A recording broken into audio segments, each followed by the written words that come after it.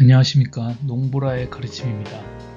오늘은 돈 모으는 법, 체크카드, 신용카드 사용 방법에 대해서 말씀드리겠습니다. 첫 화면마다 나오는 요 그림, 급여통장에 급여가 매달 들어오면 소비통장, 예비통장, 투자통장에 나누어서 예치를 해놓고 사용한다는 이야기입니다.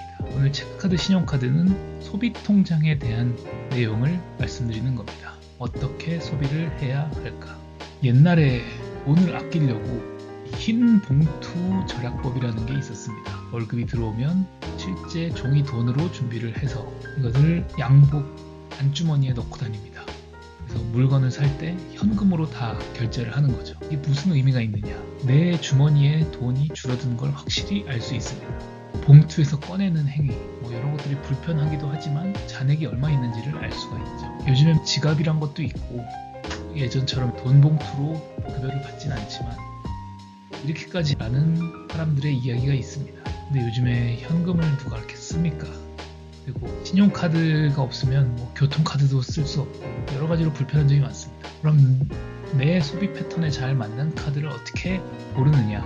그것도 홈페이지가 있습니다. 카드 고릴라라는 홈페이지가 있는데 여기에 들어가서 탑 보면 요즘 유행하는 카드 상품들이 쭉 나옵니다. 이걸 보고 고르는 겁니다.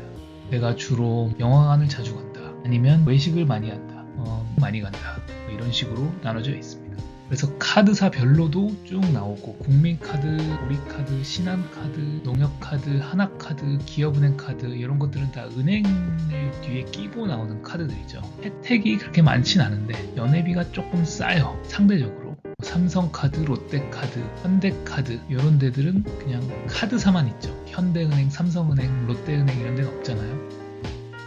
이런 데는 혜택은 좀 많은데 연회비가 또 비쌉니다. 그럼 여기서 알 수 있는 건 혜택도 많으면서 연회비도 싸고 이런 데도 있을 거란 말입니다.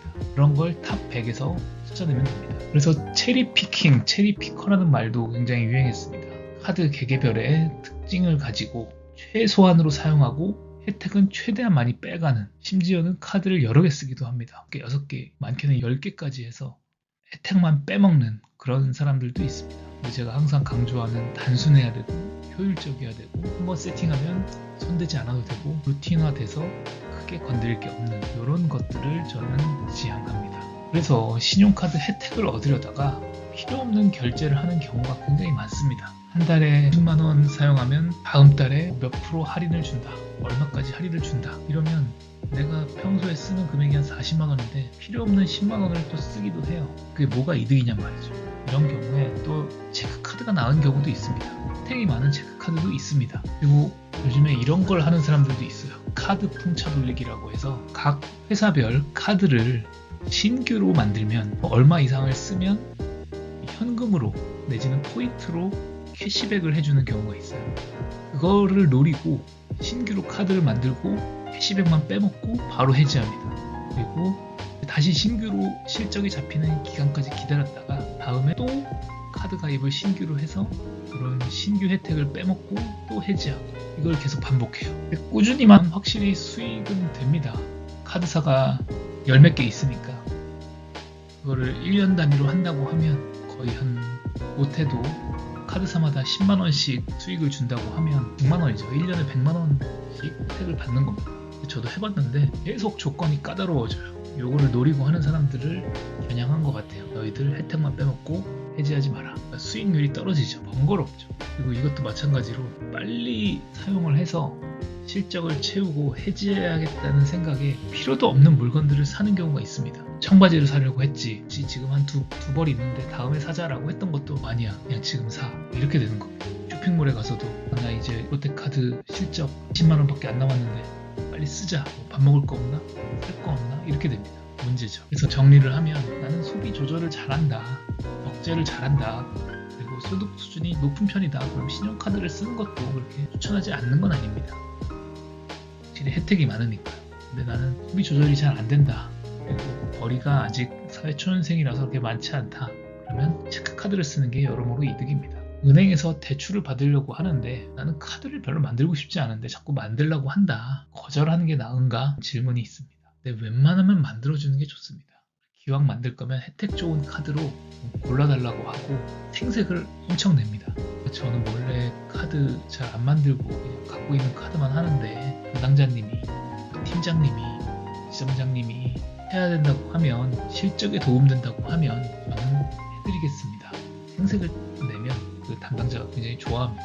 금리 인하라든지 조건을 조금 더 좋게 해준다든지 그런 혜택을 줄 수 있습니다. 아직까지 우리나라는 이런 것들이 허용이 되는 사회입니다. 혜택은 엄청나게 좋아요. 프리미엄 카드, 플래티넘 카드 혜택이 너무 좋은데 가입할 필요가 있습니까? 근데 비싼 연회비를 지불하고도 그 연회비를 얼충할 만한, 남을 만한 혜택이 있으면 오케이입니다. 저는 그런 경우 많이 못 봤습니다. 해외 여행권, 제주도 여행권을 준다든지 5급 레스토랑 식사권, 이런 것들이 연회비를 뽑을 만한 혜택이라고 생각하지는 않으니까. 현금 서비스, 카드론, 리볼빙, 요즘엔 용어도 바뀌었죠. 단기 카드 대출, 장기 카드 대출, 짧게 쓰는 건 괜찮을까요? 문자가 옵니다. 장기 카드 대출 특별금리 2%. 근데 웬만하면 안 쓰는 게 좋습니다. 신용등급 하락의 주요 원인이고, 쓰다 보면 의존하게 됩니다. 그러다 보면 금리도 올라가도 쓰게 돼요. 그래서 신용카드는 가장 신경 써야 될 게 주와 부가 바뀌는 거. 혜택 때문에 카드 사용을 많이 하는 거, 혜택 때문에 소비를 늘린다는 거. 그런 것들만 아니면 신용카드를 사용하는 것을 추천드립니다. 다음은 보험, 연금펀드 꼭 가입해야 되나에 대한 말씀을 드리겠습니다. 감사합니다.